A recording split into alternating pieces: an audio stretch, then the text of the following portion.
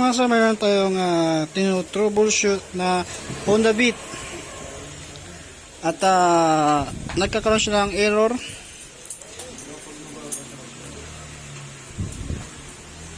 Limang mabagal, tapos dalawang mabilis.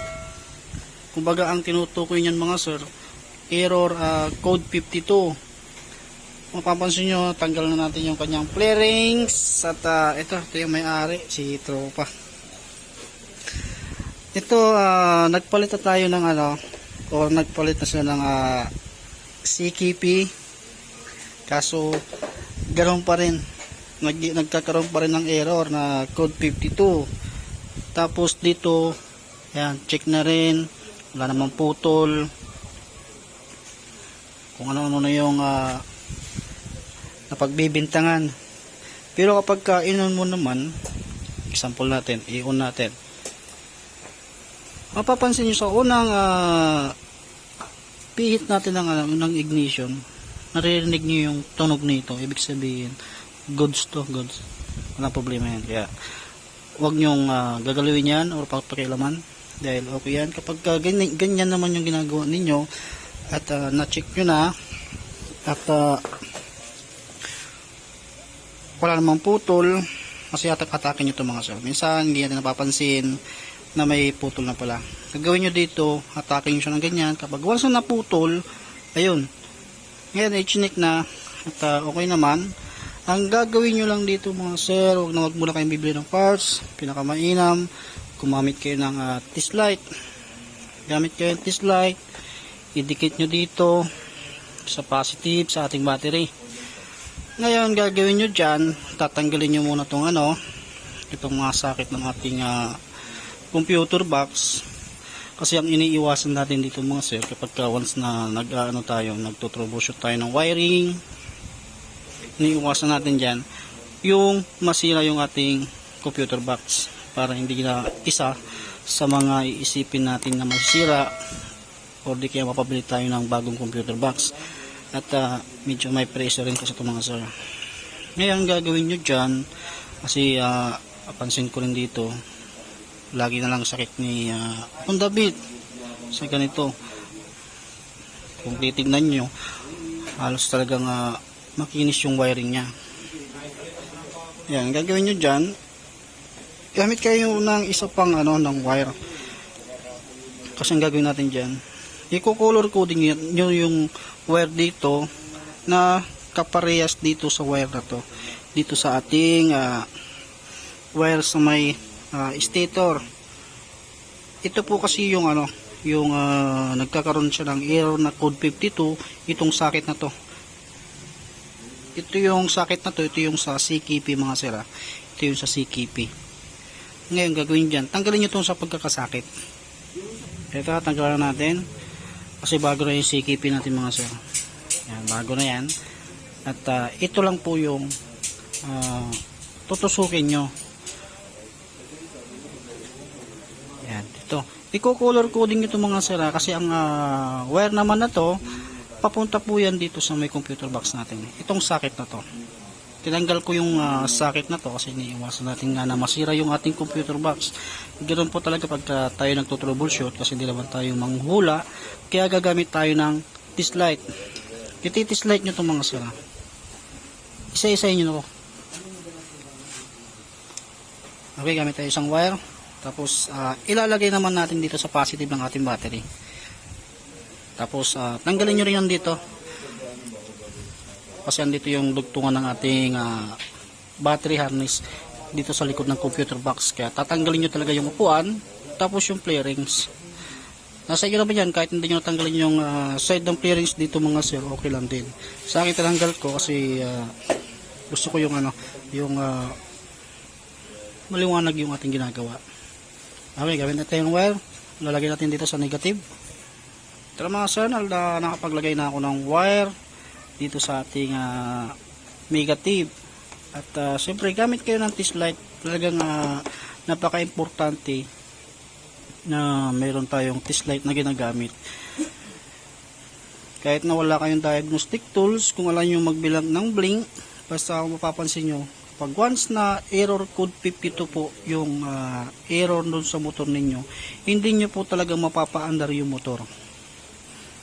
Tutulog lang ng tutulog yung yung relay, pero hindi siya umaandar. Okay, pinagdikit ko na yung negative sa positive sa ating test light. Okay, ngayon gagawin nyo dyan, i-color coding nyo to. Hahanapin nyo tong green. Tapos makikita nyo yung green din dito. Ito. Tusukin nyo to. Kapag once na umilaw, goods. Pero kapag once na hindi umilaw, matik na may problema. Okay, test-light ko muna to. Yan, hanapin nyo yung green.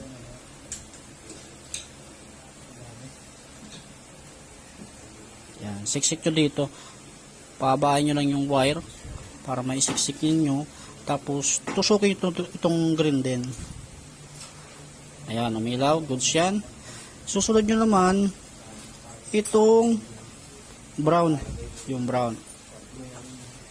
Ito, sunod nyo to, tapos putiryan nyo yung katabi niya uli.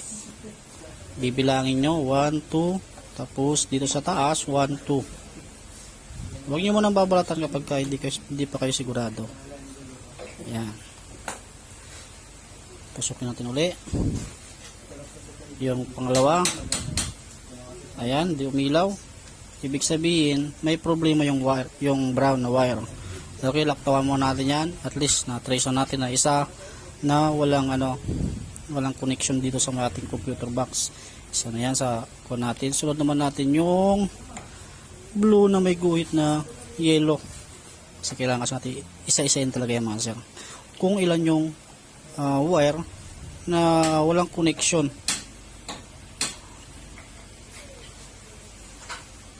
One, two, three. Okay. 1, 2, 3. Susukin natin uli.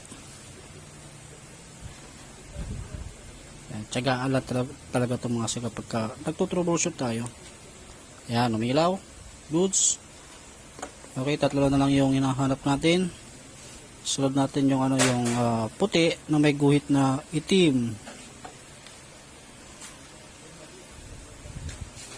Puti na may itim. Ito. Ay ba yan?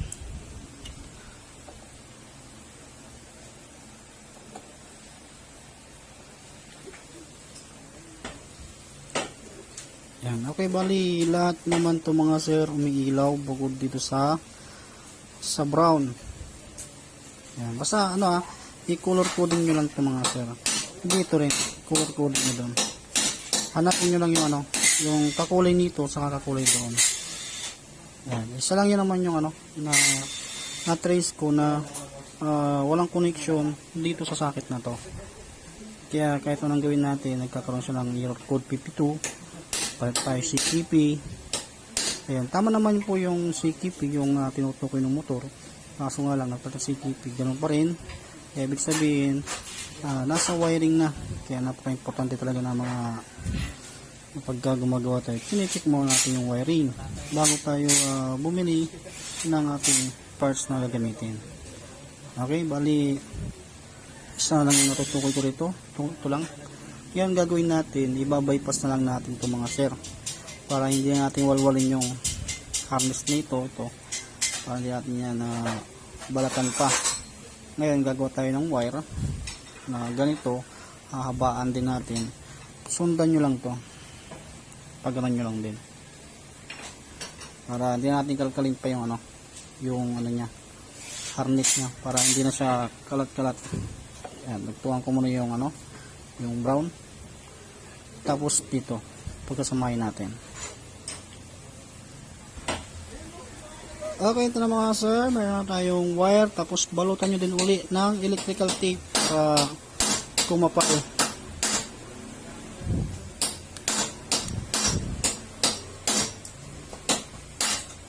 Okay, dito na natin lugtong. Yan, kaya napaka-importante na tinitis light pa natin.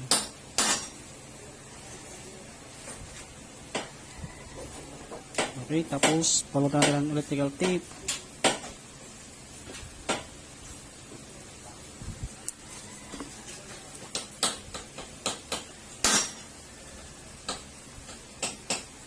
nasa inyo naman ito mga sir kung gusto nyo i-solda. Basta importante madugtong nyo. Yan, tapos babalutan natin ang electrical tape dito sa baba.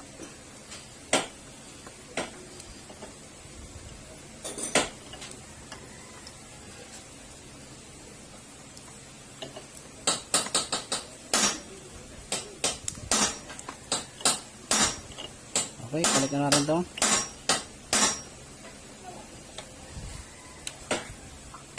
Balik na natin yung tinanggal natin sakit sa may ating computer box. Yan. Balik na rin natin itong sakit na to. Tapos ito, pagapangin nyo naman ito mga sir. Kunin nyo lang yung sukat ng ng wire. Tapos tulad dun kanina sa tinislight natin kanina na kulay brown na may guhit na itim, yan yung walang connection, idudugtong nyo na lang. Cut natin. Tapos yung brown,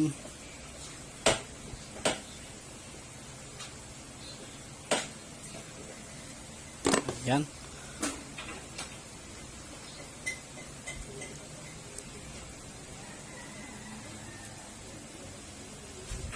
Tapos palutan natin electrical tape.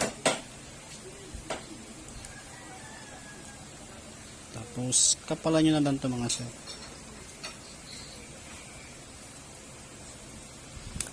Okay, testing muna natin bago natin i-finalize na babalutan ng electrical tape.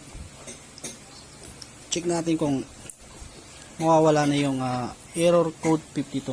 Okay, punta tayo dun sa may panel. Okay, testing natin. I-on natin. Yan, tingnan natin kung lalabas pa rin. Okay, bali hindi lalabas yung check engine, yung error na code 52. Kapag hindi na lumalabas yan, matik po yan na mapapaandar na natin yung unit. Try natin. Ayun, mandar.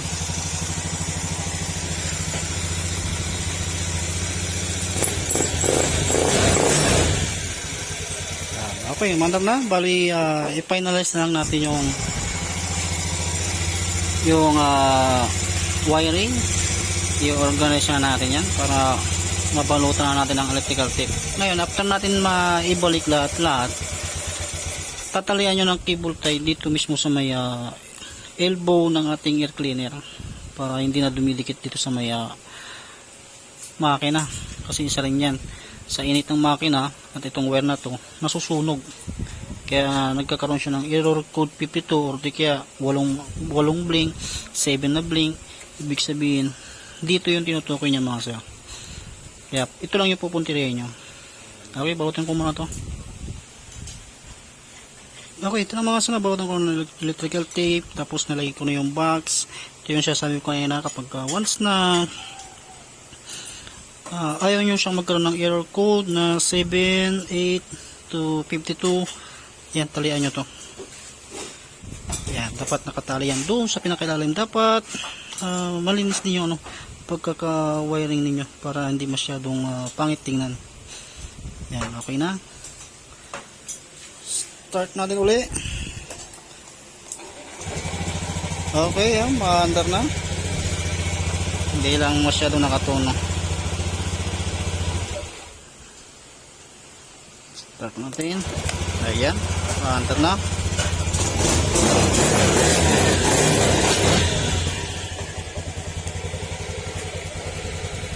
Ganyan lang gawin nyo mga sala kung sakaling same ng problema ng motor nyo dito sa ginawa ko at lahat na pinalitan nyo lahat at ganun pa rin. Yan, i-test light nyo na lang to. Basta pagka error code 52, huwag kayong bibili ng computer box kasi hindi po yan ang problema. Yan, bali clearings lang kulang nito at makaka-uwi na. Yan, bali hanggang dito na lang yung video natin mga sala. Shortcut lang natin to kasi clearings lang naman yung kulang. At least ayan, mandar na. Okay.